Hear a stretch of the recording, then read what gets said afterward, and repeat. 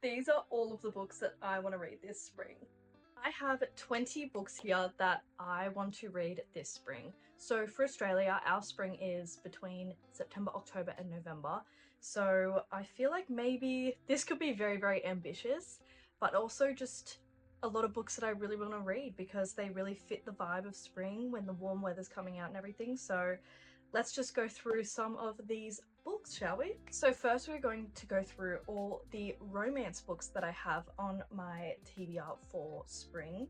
I have 8 romances here that I really want to read this spring, so let's go through them. The first one is Magnolia Parks by Jessa Hastings. This one I have been wanting to read for ages. I'm very scared to read this book because I don't know where I'm going to stand, because I feel like people either love or hate this book, so I'm very excited to see where I stand. This book follows, I think, like a group of like high London elite. It's kind of like Gossip Girl meets like London. I don't think it's supposed to be marketed as a romance because of the toxic relationships in this book. Nonetheless, I think it is like a literary fiction slash romance. I'm not 100% sure, so please correct me if I'm wrong, but I've been wanting to read this for ages. I am just so scared to do it. I feel like it's time. It is time this spring to get through it and get into this series. I really want to love it, and I hope that I do. I'm just scared to see where I'm going to stand. So that is our first book. Second book is, and I'm shocked that I haven't read this already, but that is Funny Story by Emily Henry. Haven't read this because I've been waiting for the right time, because in the US it gets released in April and that is around their springtime. So I feel like Emily Henry is just such a springtime author, and I love reading her books in the spring when it's starting to warm up and everything. So I really want to read this month. I love Emily Henry. Emily Henry is one of my absolutely favorite authors. She is an auto-buy author for me, and I'm really hoping that I love this as well. I've heard mixed reviews on this one specifically, but I think this one is like our main female character, she and her ex break up, and then our main male character, him and his ex break up, and their exes get together, and then they decide to do a plot where I think they like fake date or something to get back at their exes. Cute little romance that I really want to read this spring. Emily Henry just gives those vibes, so I really need to read this soon. The next book that I have here, I have been meaning to read this for so long. I got this is one of my most anticipated releases a couple years ago. Pan Macmillan were beautiful enough to send me a copy of this book because I just love them. Love them.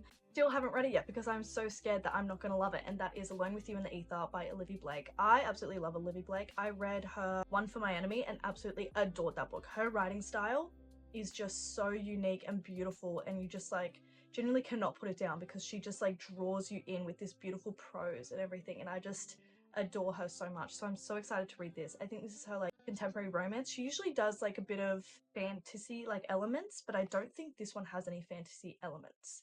Very excited to read this romance book. It's pretty short as well. It's less than 300 pages, so I definitely can get through it. It's just a matter of like me knowing that this is going to be a 5 stars. Well, I'm hoping that it's going to be a 5 stars, and then being actually too scared to read it. So that is Alone with You in the Ether. The next book that I have is Ashley Poston's A Novel Love Story. I love Ashley Poston. I read 7 Year Slip last spring and I love it. Her books are just perfect springtime books. They have like a magical realism element and they're just so much fun, and I'm so excited to read this book.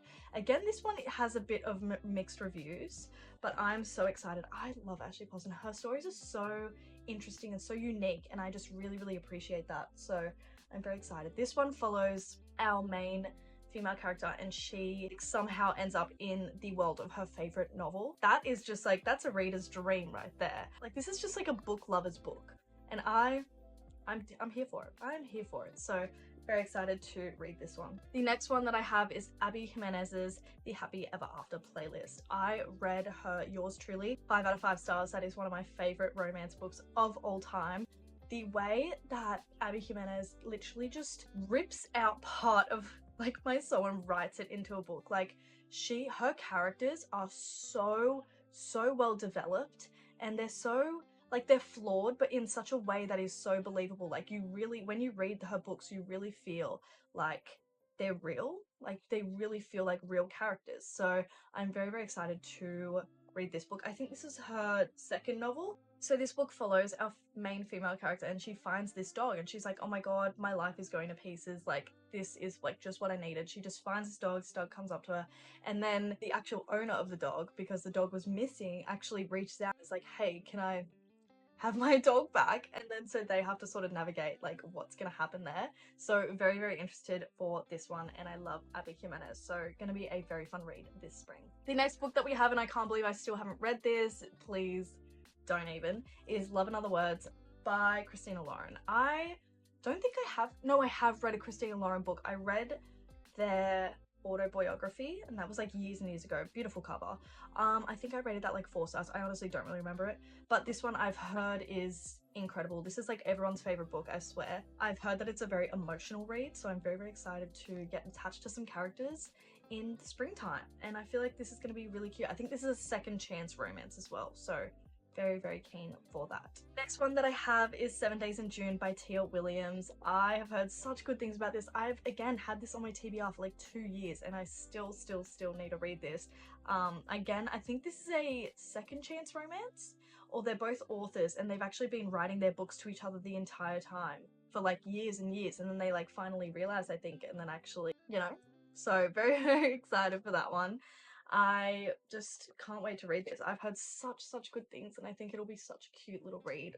The last book of the romances, I have Wild Love by Elsie Silver. I actually did start reading this. I've got some annotations there, and I actually haven't finished reading the Chestnut Springs series. I've only read the first book, so I do need to read that as well. But I just really want to read this. This is such a cute book to just sit by in the sun and read, and the cover is just stunning. One of my favorite covers of all time. So we've got Ford, and he's like been named as like Forbes like most handsome billionaire or something. It's a brother's best friend romance. He moves away to Rose Hill, which is the series name, to escape media, paparazzi and all that. He just wants to live a quiet life. Our main female character, her name is Rosie, and she goes to the town to like work with him because she's a singer or something, and he's like a producer.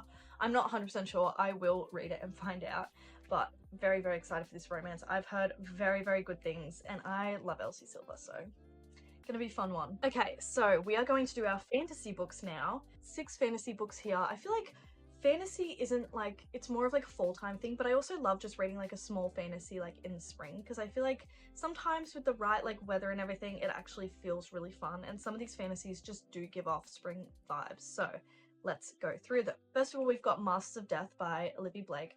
I love Olivie Blake. Like I said, we've got 2 Olivie Blakes in this list, and I just really want to read this. I know that our main female character, she's like a vampire, and it's like one of those like sort of like lower fantasy romances. Like it's not really like full high stakes or anything. It's just like, it's like an Olivie Blake classic kind of thing. So I'm very excited to read this. The cover is absolutely stunning. Absolutely love it. So I really do want to read this. I'm not 100% sure. I kind of like to go into Olivie Blake books a bit blind. You don't want to know too much going in. Next, we've got Ruthless, Vows by Rebecca Ross. I read Divine Rivals, 5 out of 5 stars. I love that book so much, and I still haven't read this one, even though I literally bought it at the start of the year, ready to read, ready to jump back into the world, and I'm scared. I am very scared that it's just not gonna live up, and the characters are gonna be like ruined for me, because Divine Rivals, impeccable, beautiful, love it so much. Main characters, they are just everything to me. Iris and Roman, it pretty much picks up from where we left off at the end of the last book, so I'm excited to see how this one goes and how it's going to backpedal all of that other stuff that goes down.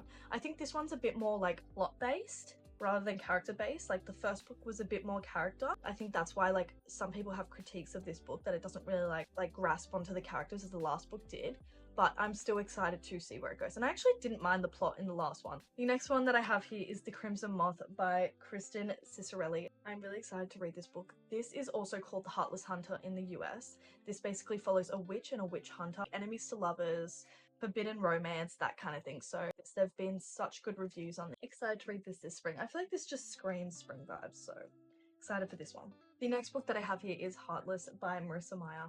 I actually have not read any Marissa Meyer books. This one is a retelling of The Queen of Hearts from Alice in Wonderland, and I've heard this one is so good. Apparently there's a really good romance in it as well. So very excited. I actually really love Alice in Wonderland. I've heard such good things, and it kind of does give off like autumn vibes, but I think it just looks so beautiful that I have to, you know what I mean? When you think of Alice in Wonderland, you're like spring, you know, with all the flowers and everything. I feel like this is perfect for this season. The next book that I have is Reckless by Lauren Roberts. I have read the first two and really enjoyed it. I've heard very mixed reviews of this book, so I'm very keen to see where I stand. But again, very excited to read this one. It just follows up from where we left off in the first book. It's a very fun like romantasy, so definitely pick it up if you haven't. And yeah, of course I have to read this spring. I read the first book in summer, which was just very random for me, but I had so much fun, and I feel like this would just be fun to like cuddle up in bed with, you know? The last of our fantasy books is Emily Wilde's Encyclopaedia of Fairies by Heather Fawcett. Come on. If this doesn't give you spring vibes, I don't know what does. This is just such a spring book, and the flowers and the fairy vibes. I think this is like she's a human and she goes into the fairy world to sort of research them. I think there's like a romance and everything. We got to read this season.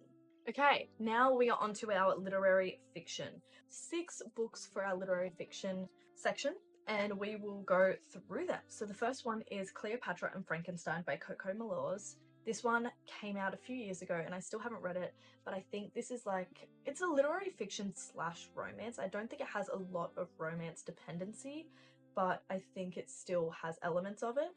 But this follows Cleopatra and Frankenstein, and their relationship gets toxic and more toxic and everything. So I think that'll be a very interesting character study. I think it's a big character study, so very excited to read this. I also really want to read her Blue Sisters, her new release, because that sounds really good. But that is Cleopatra and Frankenstein. The next book that I have is Conversations on Love by Natasha Lunn. This is a non-fiction and basically just like has a lot of essays and everything about like love and all that kind of thing. It sounds very interesting. I remember starting it a while ago. I got up to page 12, but I was annotating. I was doing like little annotations and everything. So I think this one is going to be a bit of a slower read, like maybe a chapter or like an essay or something every night or something, but I think it'll be a slower read. It was very intriguing. There was a lot of like good points, like sort of puts her own spin in it and also like puts her own experiences in it whilst explaining others. Like she is backed up by so much research and like by professors and everything. So it's very interesting to read, and she goes into like the sciences of love and all that. So very keen to read this one. The next book that I have is one that I don't think is heard of very often, but I remember hearing about it on TikTok and I was really intrigued because I love these kind of books, and that is Swimming in the Dark by this author. I'm sorry, I'm not even going to try and pronounce that. It's like a summer romance between these two boys in Poland in 1980. They're trying to navigate their relationship and how they are going to move forward in their relationship. So very interested to read this. It's very small. I think it's more of like a character study, and I love these kind of books. I think this cover is absolutely gorgeous. And yeah, the next one I've got is Convenience Store Woman by Sayaka Murata. This is translated from the Japanese by Ginny Tapley Takamori, and I'm very excited to read this. This is more of a study on women and how female lives are sort of governed by men and all that, and how like the universal experience of women really comes into play, and how we really haven't had a unique experience in womanhood ever. Like everything she feels in this is just correlated everything to how every woman in the world would feel. So very excited to read this. This is just our basic main character. She owns a convenience store and she's just under scrutiny because she's a female. And I just love reading these kind of studies and all that. So very excited to read this. The next one that I have, and I am ready to bawl my eyes out, is The Nightingale by Kristen Hannah. I have heard such good things about this. This is supposed to make you bawl your eyes out. I told my nan about this and she's read this book and she loves it so much. And she said her favorite book of all time is The Great Alone by Kristen Hannah. So she said, when I finish reading this book, then she'll lend me her copy, and I'm so excited to read that. So that's why I really want to get to this book soon, because I really want to read The Great Alone. This tells the story of two sisters who are separated by the war. I'm pretty sure it's World War I? No, it's World War II. They're separated by the war, and it tells like the stories of like women's experience during World War II and how women sort of navigated that time, obviously, of hardship and everything. So very, very excited to read this. I am not excited for the ending because everyone seems to cry after it, so not excited for that one, but I'm very, very keen to get into Kristen Hannah and just read some of her books because I've heard such good things and it's time. It is time. The last book in my little TBR is The Island of Missing Trees by Elif Shafak. Basically, this book follows two teenagers in Cyprus in like in the 1970s. They're like forbidden lovers and they meet at the bottom of this fig tree and war breaks out and like they both vanish and have to go like their separate ways. They never see each other again. And then it fast forwards into London where this like young girl has never like visited the island where her parents were born. And he wants to try and find out like the history of her family and everything. So she goes to Cyprus. Very exciting. I'm very excited to read this. I think it follows a few years of like family and everything. So very excited to read this with some also history of Greece. These are all the books that I am going to be reading this spring, hopefully. So stay tuned and see them on my channel. Thank you for watching and I will see you guys next time. Bye!